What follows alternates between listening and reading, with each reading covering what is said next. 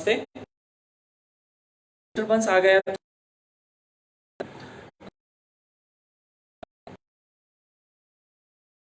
जो किया था रिपीटेशन की उपमा दी गई है। इट इज अ मल ऑफ अस्थि धातु बेसिकली।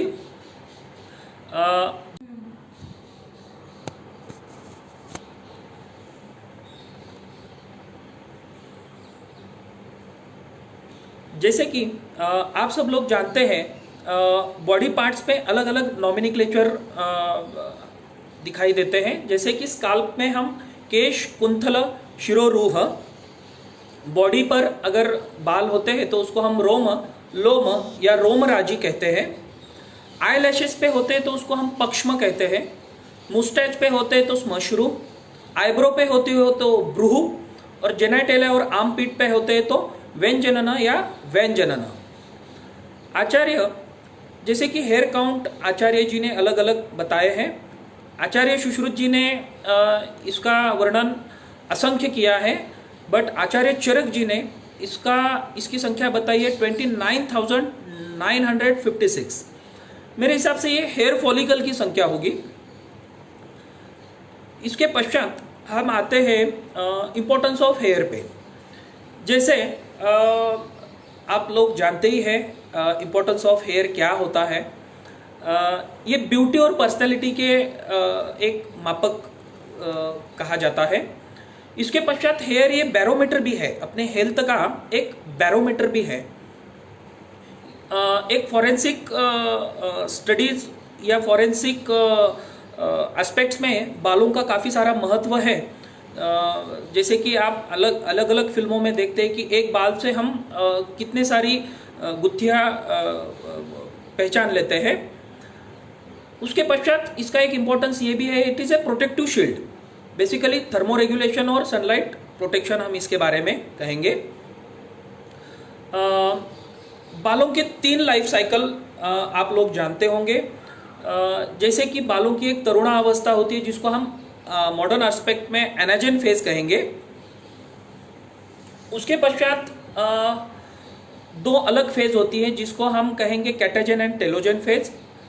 पहला फेज आता है एनाजेन, जो कि 80 या 90% के करीब हमारे शरीर में रहता है।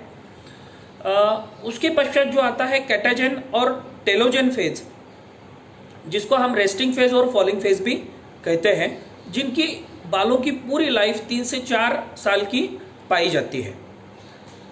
उसके पश्चात हेयर जो है, स्ट्रक्चर ऑफ द हेयर, इसके 2 एस्पेक्ट्स हैं। जैसे पहला है रूट एंड द स्टेम। जो रूट है, बालों का जो रूट है उसको हम हेयर फॉलिकल के बारे में कहेंगे। और जो स्टेम है उसमें 3 पार्ट होते हैं, बेसिकली क्यूटिकल, कॉर्टेक्स और मेडुला। इसके पश्चात अलग अलग अपीयरेंस बालों के पाए जाते हैं। जैसे कि स्ट्रेट है, कर्ली हेयर्स है, कंकी हेयर्स है। बहुत सारे अलग अलग खंड में अलग अलग प्रकार के बाल आप जानते होंगे या देखे भी होंगे। कलर के बेसिस पे हम कहेंगे तो किसी के ब्लैक होते हैं, किसी के ब्राउन होते हैं, किसी के लाइट ब्राउन होते हैं। ठीक है, तो आज हम जानेंगे हेयर डिसऑर्डर और उसके बारे में। पहले हम मॉडर्न एस्पेक्ट लेते हैं, उसके बाद हम आयुर्वेदिक एस्पेक्ट्स पे आते हैं। हेयर डिसऑर्डर में पहला डिसऑर्डर आता है जिसको हम कहेंगे diffused hair loss. Diffuse hair loss में बेसिकली क्या होता है, excessive hair loss from all over the scalp, जिसको हम कहेंगे डिफ्यूज हेयर लॉस। इसी को हम एलोपेशिया डिफ्यूजा भी कहते हैं। इसका कोई एक पैटर्न नहीं होता। जैसे मैं आगे आपको बताऊंगा, कोई मेल पैटर्न में टिपिकल पैटर्न आता है, एम पैटर्न, ओ पैटर्न।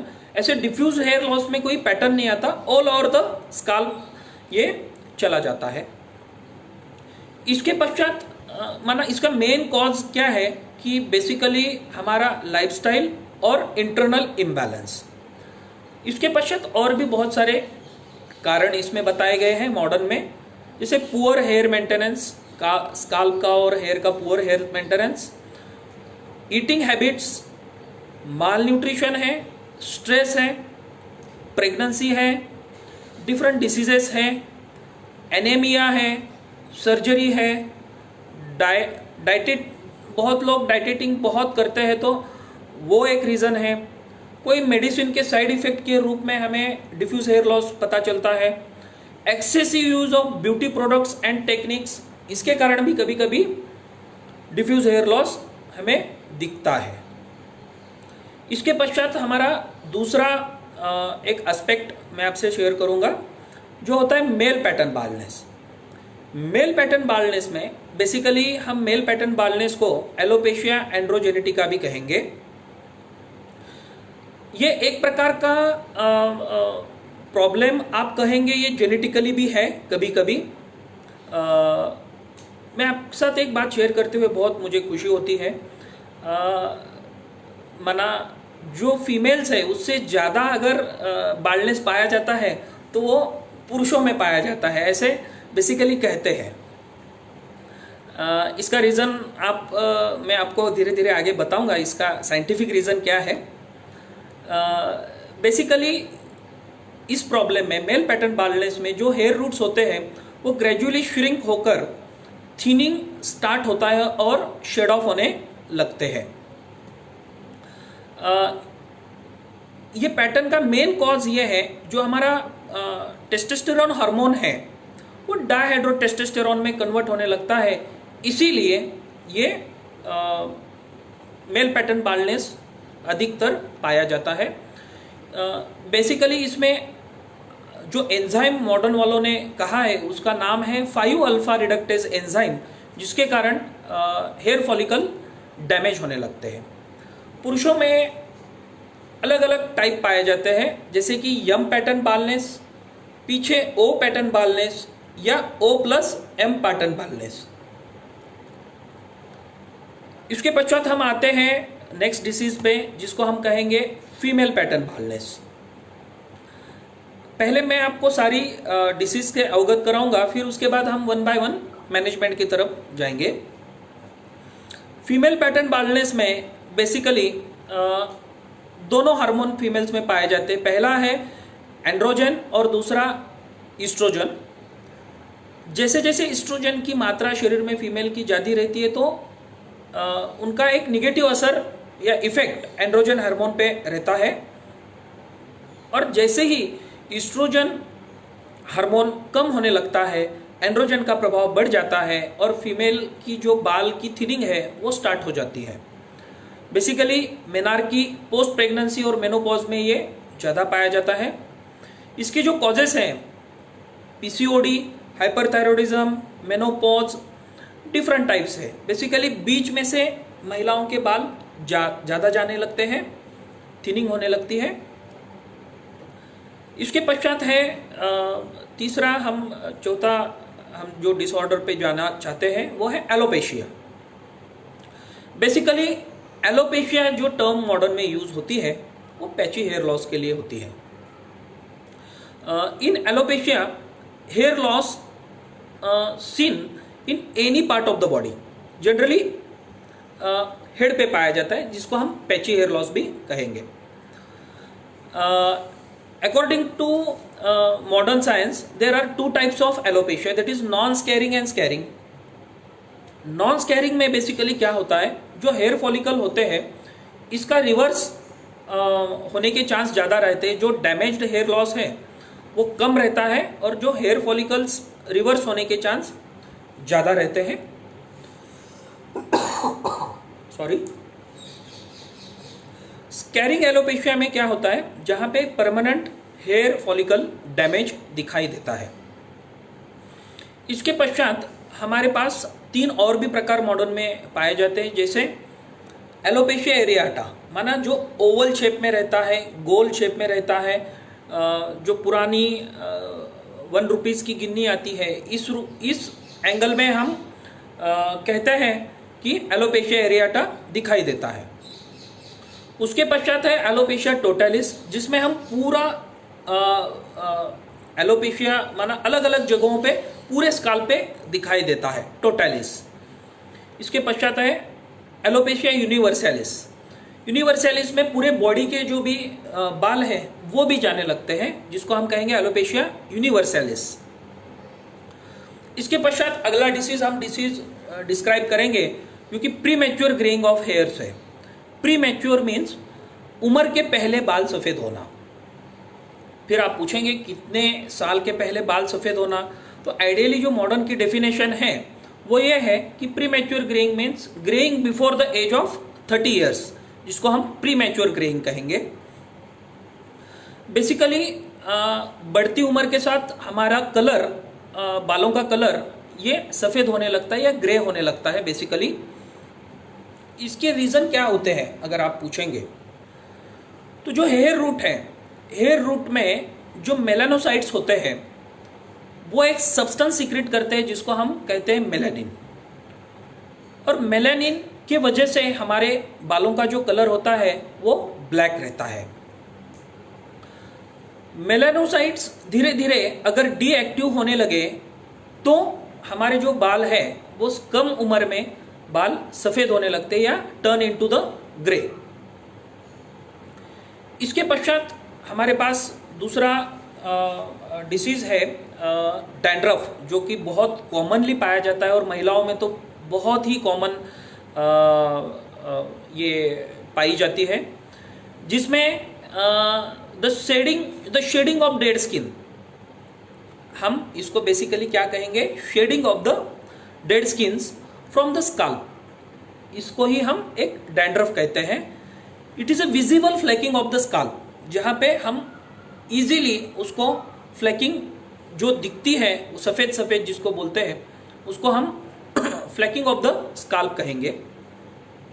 डिफरेंट फैक्टर्स हैं जो आप सोचते होंगे कि डैंड्रफ का कॉज क्या होता होगा, तो मॉडर्न के एस्पेक्ट्स में different hair spray, gel, hair clonings, hot airways, cold airways में हॉट एयर ड्रायर्स का ज़्यादा उपयोग करना, कोल्ड वेदर्स, टाइट फिटिंग जो हैट्स होते हैं, हाइजीन अगर प्रॉपर नहीं होती तो डैंड्रफ का चांस ज़्यादा रहता है।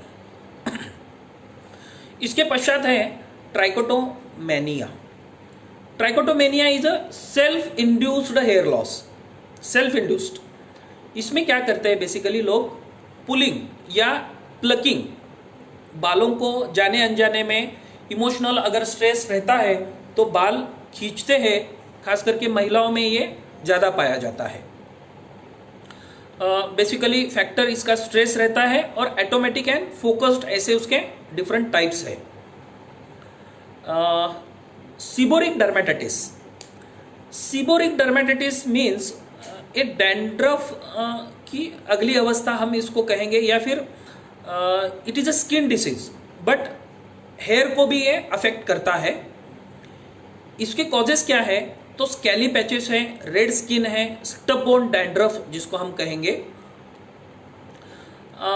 बेसिकली स्काल्प अलग अलग तरीके से फ्लैक्स प्रोड्यूस करता है, जिसके वजह से डैंड्रफ तो होता ही है बट सीबोरिक मीन्स यहाँ पे अगर आप ध्यान नहीं देंगे तो ये वर्सन होने की कंडीशन रहती है, जिसमें बेसिकली ईचिंग, रेडनेस, डैंड्रफ तो है ही, तो बेसिकली सिबेशियस जो ग्लैंड होता है इसका हाइपर एक्टिविटी या हाइपर सिक्रीशन सीबोरिक डर्मेटाइटिस के कॉज होता है।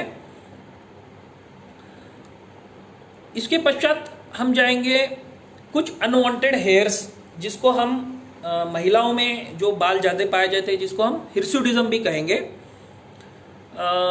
इसका मेन रीज़न क्या होता है कि एंड्रोजन हार्मोन का ज़्यादा सिक्रीशन ये बालों का प्रमाण जो कहते हैं वो वुमेन्स में बढ़ता है, तो उसको हिर्सुटिज्म माना अनवांटेड हेयर्स बढ़ना कहते हैं।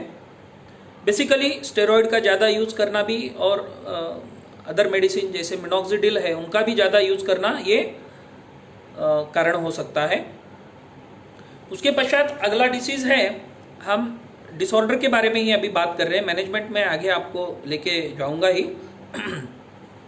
स्प्लिट हेयर जिसको कहेंगे, स्प्लिट हेयर में बेसिकली दो मुँहे बाल जो लास्ट एंडल में आते हैं, बेसिकली मैकेनिकल स्ट्रेस के माध्यम से हम कोम के माध्यम से जो फोर्सफुली टैंगल करते हैं और रिपीटेटिव कोम्बिंग करते हैं, इसका एक कारण स्प्लिट हेयर हो सकता है। दूसरा जो आता है यूज ऑफ कर्लिंग आयंस, जो आयंस महिलाएं यूज करती है या हीट ट्रीटमेंट यूज करती है, उसके वजह से भी कभी कभी स्प्लिट एंड दिख पाते हैं। जो बच्चों में पाए जाते हैं वो हेयर प्रॉब्लम्स कौन से होते हैं आप पूछेंगे तो क्रेडल कैप और कैनेटाइज नाम का एक डिसीज आता है जो पाया जाता है, जो भारत में भी पाया जाता है और विदेशों में भी ज़्यादा पाया जाता है, जिसमें बेसिकली जो पेट और एनिमल्स होते हैं इनसे बच्चों को और बच्चों के जो शेयरिंग कोम्स है, ब्रशेस है, हैट्स है, उसके वजह से वो ट्रांसफर हो जाते हैं। सॉरी। इसके पश्चात मैं आपको अभी आयुर्वेदिक पर्सपेक्टिव और मॉडर्न पर्सपेक्टिव दोनों भी बात आपको मैं कहने वाला हूं। मैनेजमेंट में अगर हम देखेंगे, आप अगर पूछेंगे तो मैनेजमेंट के लिए मैंने सोचा है कि एक पूरा अलग ही लेक्चर रखूं, क्योंकि हर कम समय में कि वो चीज़ मैं शेयर नहीं कर पाऊंगा आपसे, क्योंकि डिटेल में एक्सप्लेन करूंगा तो ही आप लोगों के नॉलेज में ये चीज़ जाएगी। तो आज हम थोड़ा आयुर्वेदिक पर्सपेक्टिव और उसका मैनेजमेंट डिटेल में डिस्कस करते हैं। नेक्स्ट लेक्चर में मैं कुछ और आपको डिटेल एक्सप्लेनेशन दूंगा, कुछ और जो हमने आज डिसीजेस मैंने मॉडर्न डिस्कस की है उसके बारे में भी मैं आपको डिटेल मैनेजमेंट बताऊंगा। Actually hair related disorder in Ayurveda जो कहा है, खास करके सुश्रुत जी ने, हमारे आचार्य जी ने कहा है, तो वह है दारुणक, जिसको हम डैंड्रफ कहेंगे। दूसरा है इंद्रलुप्त, जिसको हेयर फॉल कहेंगे। तीसरा आता है पालित्य, जिसको हम ग्रेइंग ऑफ हेयर्स कहेंगे। जैसे कि आप लोग जानते हैं आयुर्वेद में शूद्र रोग में ये वर्णित है। आचार्य सुश्रुत जी ने निदान स्थान में 13वें अध्याय में 34वें श्लोक में ये कहा है, रोम कुपोनुगत पित्तम वातेन सहित मुच्चितम प्रच्चावयति रोमाण तथा श्लेष्मा च शोणितः।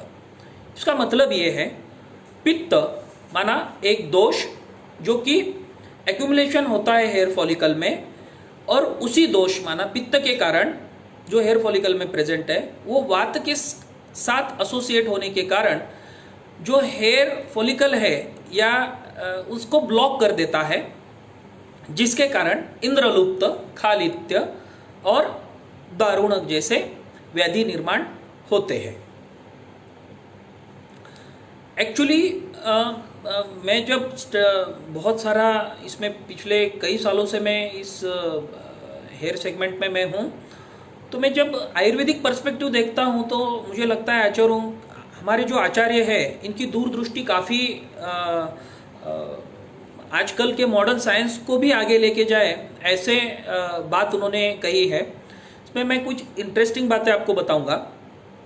जैसे कि इंद्रलुप्त हम कहेंगे एलोपेशिया, जिसको खालित्य रुज्ज भी कहते हैं। इसमें बेसिकली आप जानना चाहते हैं कि ये किस कारण इसके रीजंस आयुर्वेद में दिखाए गए हैं, तो उसमें है ज़्यादा क्षारीय मेडिसिन, हम जिसको कहेंगे सॉल्टी या एक्सेसिव लवण, तिक्त, उष्ण द्रव्य का अधिक सेवन करना, डस्ट या फ्यूम्स में अधिक समय तक रहना, कीमोथेरेपी, आयरन डिफिशियंसी, माल न्यूट्रिशन या सम अदर पैथोलॉजिकल बातें भी उसमें आती है। साथ साथ आज के मॉडर्न साइंस में जो एक्सेसिव यूज ऑफ शैम्पू है, कंडीशनर है, हेयर डाइज है, ये भी एक हैम्पन का कारण हो सकता है। मेन सिम्टम्स क्या होता है लॉस ऑफ हेयर्स? पूरे जैसे हमने डिफ्यूज हेयर लॉस के बारे में मैंने आपको बताया, वैसे ही इंद्रलुप्त में उन्होंने बताया कि राउंड एंड ओवल शेप का डिफ्यूज हेयर लॉस है, या फिर एलोपेशिया एरियाटा है। माना उन्होंने हर चीज़ बहुत अच्छे तरीके से वहाँ मेंशन कर रखी है।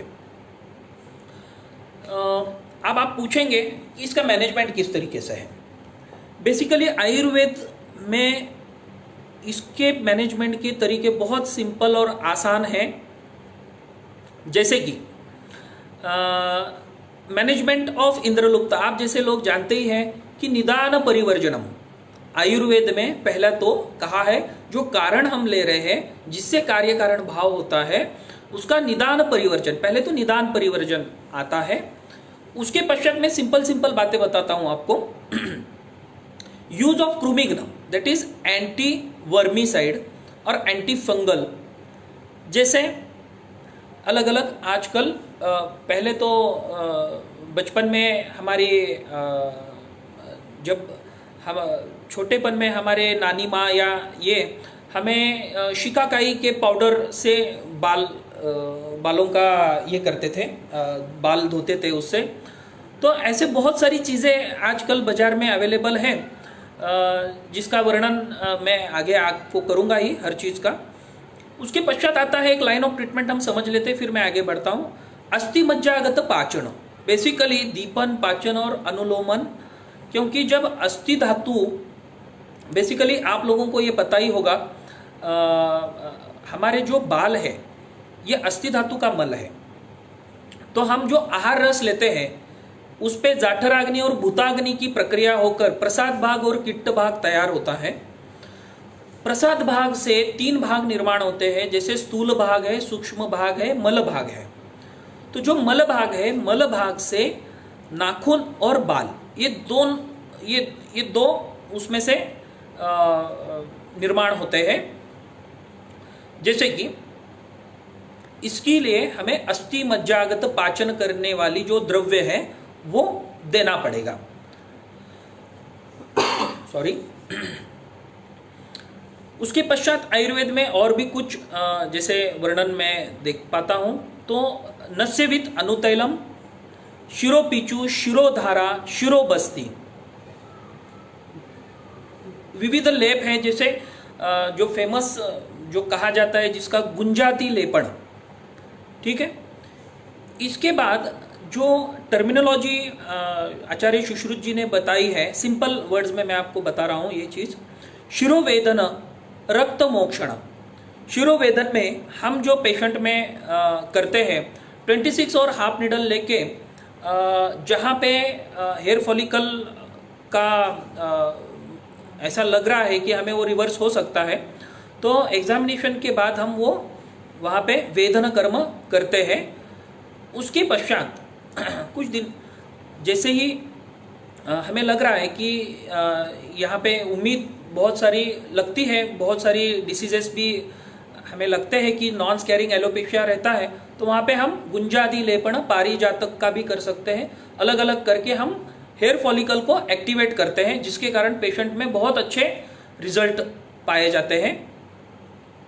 इसके पश्चात आता है रसायन चिकित्सा, जो आयुर्वेद में बहुत ही प्रचलित है, जिससे इम्यूनिटी बूस्टर भी हम कहेंगे। रसायन चिकित्सा जैसे आंवला है, ठीक है। मुझे एक सवाल ग्रुप में आया है, अस्थि मज्जागत पाचन ड्रग्स के एग्जाम्पल दीजिए। ऐसे तो बहुत सारे अस्थि मज्जागत मेडिसिन पाए जाते हैं, जैसे कि मैं आपको एक लैटिन नेम्स ही बताता हूँ। क्रिप्टोमेलाइस बहुचारिका, जिसको अस्थि संहारी भी हम कहेंगे। उसके पास आता है बाम्बू, कुकुट त्वक। उसके पश्चात आता है मुक्ता शुक्ति, आमलकी, अभ्रक, यशद, गोदंती, मुक्ता, प्रवाल, कुकुटांड त्वक, ये सारे उसमें एग्जाम्पल्स आते हैं। इसके पश्चात भी बहुत सारे मेडिसिन हैं, अगर कोई जानना चाहते हैं तो वो मेरे पर्सनल फेसबुक आईडी पे भी या बात कर सकते हैं। हम लेक्चर सीरीज को आगे बढ़ाते हैं। जैसे कि अगला चिकित्सा है रसायन चिकित्सा, जो आयुर्वेद में वर्णित कही गई है, और जो लास्टली आता है जो maintain one type of hygiene. इसके पश्चात चिकित्सा मैनेजमेंट में हम जब जाते हैं आयुर्वेद के, तो पहले तो हमें संप्राप्ति किस तरीके से भंग हो ये हमें जानना होगा। निदान परिवर्जन के पश्चात शोधन, जिसे मैंने आपको कहा नस्य है, रक्तमोक्षण जैसे लीच थेरेपी है, और शोधन मीन्स विरेचन जैसे कर्म है, क्योंकि पित्त का मेन जो कर्म आता है आयुर्वेद में कहा गया है वो शोधन है। नस्य जो है, आप पूछेंगे तो नस्य किस किस तरीके से हम नस्य कर सकते हैं। बेसिकली खालित्य या इंद्रलुप्त में हम यष्टि मधु तैलम, चंदनाद्य तैलम, अनुतैलम, उसके पश्चात विदराग्नादि तैलम, अलग अलग तेल जो है प्रॉपर नस्य की प्रोसीजर फॉलो करते हुए अगर हम डेली करेंगे। मैंने तो कुछ पेशेंट्स में देखा है कि अनुतैल का रिजल्ट भी बहुत अच्छा है, जो हम प्रतिमर्श के नस्य में यूज करते हैं। डेली हम पेशेंट को बोलते हैं कि घर में भी आप यूज करो, तो उसका रिजल्ट बहुत अच्छा दिखता है। After 90 days they get they feelings that कि उनके बाल बढ़ने लगे या हेयर फॉल रुक गया है। आप लोग जैसे जानते हैं कि नासो ही शीर्षो द्वारम। इसके पश्चात आता है लीच थेरेपी। लीच थेरेपी में बेसिकली हम प्रच्छान कर्म करते हैं, जिसको हम सूची कर्म भी कहते हैं। 26 और हाफ नीडल का हम यूज करते हुए प्रच्छान कर्म करते हैं। इसके पश्चात हम कुछ प्रलेप, माना आयुर्वेद में जो प्रलेप वर्णित है वो प्रलेप का भी यूज करते हैं। मैं आपको आगे वो बात बताऊंगा जो मुझे ज़्यादा खुशी होती है। जब मैं पढ़ रहा था तो आचार्य जी ने, और उसके मैंने रिसर्च आर्टिकल्स भी बहुत सारे देखे हैं, तो ऐसा कहा जाता है कि जो बर्न आइवरी पाउडर होती है, बर्न आइवरी पाउडर और रसांजन, ये गुड क्वालिटी की हो, इसका एक पेस्ट बनाया जाए, अगर वो पेस्ट जहां बाल नहीं है अगर वहां लगाते हैं तो आयुर्वेद में कहा गया है आपके पाम और सोल पे भी बाल आ सकते हैं। हालांकि पाम और सोल पे बाल आते नहीं है, बट इसका प्रयोजन कहा जाता है, जो रोम संजनन बोल के सुश्रुत संहिता में वर्णित है, रीग्रोथ ऑफ द हेयर जिसको हम कहेंगे अंग्रेजी में। इसके पश्चात और एक प्रयोग में आपको मुझे जो मिला है, बहुत अच्छे शास्त्र में हमारे वर्णित है, जिसको हम कहेंगे कासिस एंड लीव्स ऑफ नक्तमल। नक्तमल को जो टर्मिनोलॉजी है उसकी, तो कैसिसा फिशुला जिसको कहते हैं, हिंदी में अमलतास कहेंगे उसको, अमलतास। तो उसका एक पेस्ट बनाया जाए जो जूस ऑफ कफित्त में उसका अच्छे से वो मर्ज हो, है ना। कासिस, लीव्स ऑफ नक्तमला, well pasted in the juice of कपित्ता। ये किसी भी प्रकार के हेयर डिसऑर्डर में, माना खास करके एलोपेशिया, जहां बाल बिल्कुल भी नहीं है, वहां आने के लिए उपयोगी पाए जाते हैं। इसके पश्चात जो विरेचन कर्म है, विरेचन कर्म में हम बेसिकली अभयादि मोदक हम पेशेंट में यूज करते हैं। कालित्यन, खास करके जो खालित्य और पालित्य में जिसमें ग्रेइंग ऑफ हेयर्स, कम उम्र में बाल सफ़ेद होना, जिससे विटिएटेड जो पित्ता है वो बाहर निकलने में मदद हो। इसके पश्चात संशमन। संशमन में तो अलग अलग रसायन और अभ्यंग लेप आते हैं। तो जैसे कि मैं जानता हूँ, संशमन चिकित्सा ये तो वैद्य का चॉइस है, और डिसीज की जो गंभीरता है उस पर सारा डिपेंड करता है।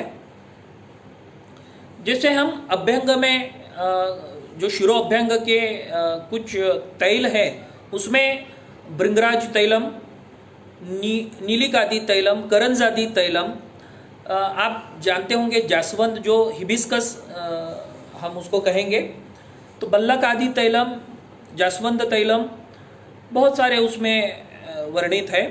उसके पश्चात आता है लेप। लेप में अगर आप पूछेंगे तो गुंजादि तैलम, धतुरादि, गुंजादि लेप, धतुरादि लेप, हस्तिदंत मशी लेप, भल्लक आदि भी लेप यूज कर सकते हैं।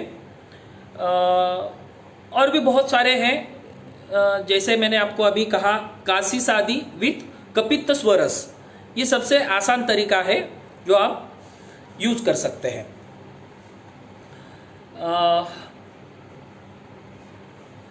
मुझे लगता है आयुर्वेदिक पर्सपेक्टिव मैंने बहुत सारा आप लोगों से डिस्कस किया है, जिसमें जो रह जाता है वो है रोम अपहरण, जिसको हम कहेंगे डिप्लीशन। किस तरीके से हम जो एक्सेसिव हेयर्स को हम कम, मैंने अभी तक हेयर ग्रोथ के बारे में बताया, अभी डिप्लीशन के बारे में मैं आप साथ डिस्कस करता हूँ, जिसमें जो मॉडर्न पर्सपेक्टिव जो लोग यूज करते हैं वो तो सिंपल रेजर, सीजर और फोर्सेप के द्वारा भी निकाल पाते हैं। बट हम आपको एक ऐसी जो ऑयल से मैं अवगत कराता हूँ जो काफ़ी अभी किसी कंपनी ने शायद उसको पेटेंट भी कराया है। ऑयल ऑफ भल्ला तक एंड लैटेक्स ऑफ द स्नुई अगर हम इक्वली बालों पे लगाते हैं तो वहाँ से रोम सहनन की प्रक्रिया स्टार्ट होती है। ठीक है, आज के लेक्चर सीरीज में हम इतना ही डिस्कस करते हैं। मेरा ईमेल आईडी अगर आप जानना चाहते हैं तो vishwajit.rajput567@gmail.com और मेरा मोबाइल नंबर है 9130883428। तो मैं आप सब लोगों से ये विनती करता हूँ कि आज हमने जो मॉडर्न डिसीज़ देखे हैं उसका मैनेजमेंट मॉडर्न पर्सपेक्टिव से मैं आपके साथ डिस्कस करने के लिए मुझे और थोड़ा वक्त चाहिए। तो हम ये नेक्स्ट लेक्चर में मैं आपसे इसके बारे में बातचीत करूँगा। आप सब लोगों ने बहुत पेशेंस से मेरी बातें सुनी और इसके कारण मैं आप सब लोगों का धन्यवाद करता हूँ। और जिन जिन लोगों के प्रश्न हैं वो व्यक्तिगत रूप से मैं उसका आंसर भी दे दूँगा। धन्यवाद निरोग स्ट्रीट के लिए जिन्होंने मुझे यहाँ अवसर दिया इस प्लेटफॉर्म का। और हम आगे के नेक्स्ट लेक्चर सीरीज में आपसे मिलते हैं। धन्यवाद।